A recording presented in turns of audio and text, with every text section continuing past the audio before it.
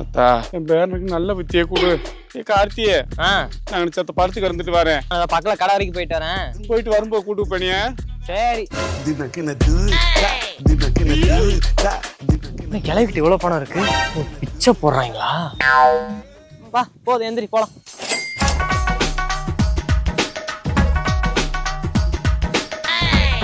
ஐயோ நேரம் வேற ஆச்சு. பாட்டி என்ன என்ன கிளம்பாம இருக்க?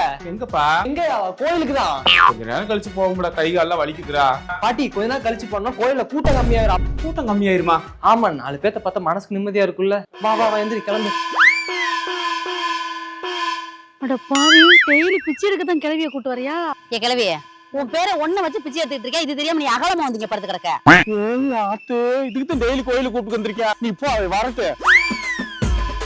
ஏண்டா ஏண்டா டெய்லி நீ பிச்சை எடுக்க விட்டு நீ பிச்சை எடுத்துக்க. கண்டுபிடிச்சிச்சு.